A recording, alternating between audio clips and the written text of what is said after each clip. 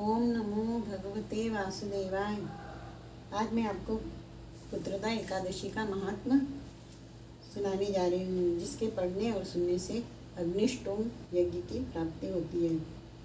और एकादशी के दिन सुबह शाम पूरा दिन ओम नमो भगवते वासुदेवाय इस मंत्र का जप करना चाहिए, या तो श्री हरि इस मंत्र का सारा दिन उठते बैठते हमेशा जप करना चाहिए। पुत्रदा एकादशी का महात्म्य।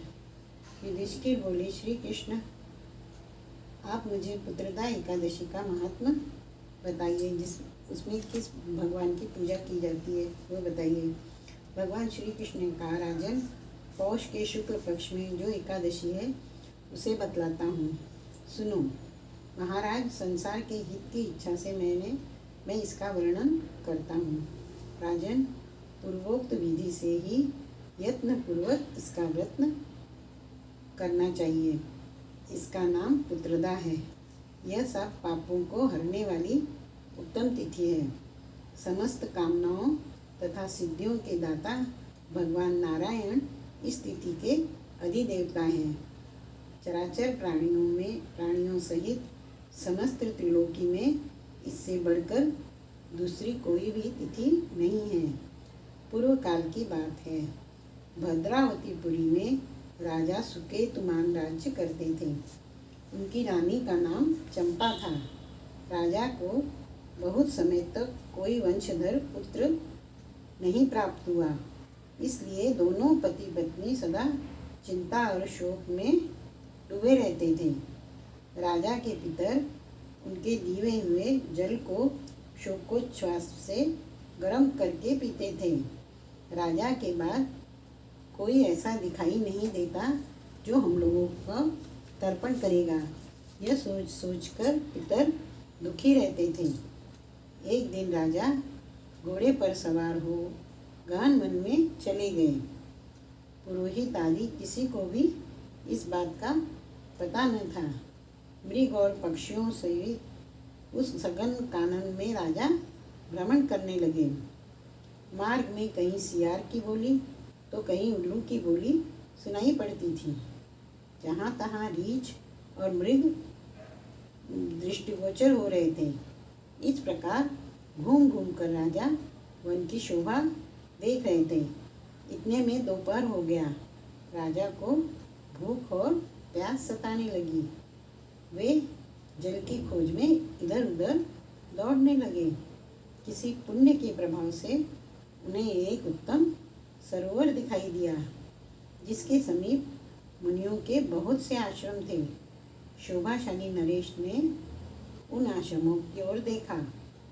उस समय शुभ की सूचना देने वाले शकुन होने लगे। राजा का दाहिना नेत्र और दाहिना हाथ फड़कने लगा, जो उत्तम फल की सूचना दे रहा था। सरोवर के तट पर बहुत से मुनि वेद पाठ कर रहे थे। उन्हें देखकर राजा को बड़ा हर्ष हुआ।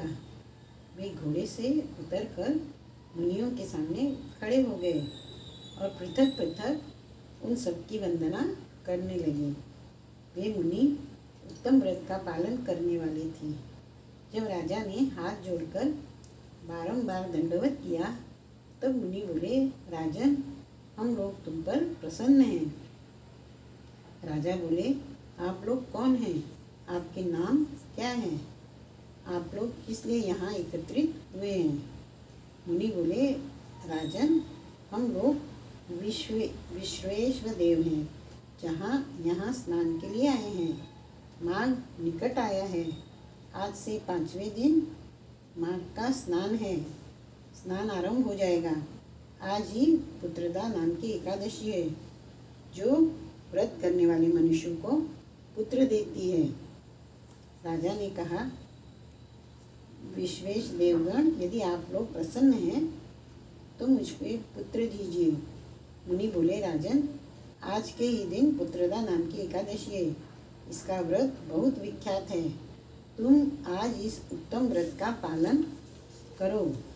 महाराज, भगवान केशव के प्रसाद से तुम्हें अवश्य पुत्र प्राप्त होगा। भगवान श्री कृष्ण कहते हैं, युधिष्ठिर, इस प्रकार उन मुनियों के कहने से राजा ने उत्तम व्रत का पालन किया। महर्षियों के उपदेश के अनुसार विधि पूर्वक पुत्रदा एकादशी का अनुष्ठान किया। फिर द्वादशी को पारण करके मुनियों के चरणों में बारंबार मस्तक झुकाकर राजा अपने घर लौट आए। फिर कुछ दिन बाद रानी ने गर्भ धारण किया। प्रसन्न काल में आने पर पुण्यकर्मा राजा को तेजस्वी पुत्र प्राप्त हुआ, जिसने अपने गुणों से पिता को संतुष्ट कर दिया। वह प्रजाओं का पालक हुआ। इसलिए राजन, पुत्रदा का उत्तम व्रत अवश्य करना चाहिए। मैंने लोगों के हित के लिए तुम्हारे सामने इसका वर्णन किया है। जो मनुष्य एकाग्र चित्त होकर पुत्रदा का वध करते हैं, वे इस लोक में पुत्र पाकर मृत्यु के पश्चात स्वर्गामी होते हैं। इस महात्म्य को पढ़ने और सुनने से अग्निष्टोम यज्ञ का फल मिलता है। अतः पुत्रदा एकादशी का व्रत जरूर करना चाहिए। इस एकादशी का व्रत करने से पुत्र की प्राप्ति होती है।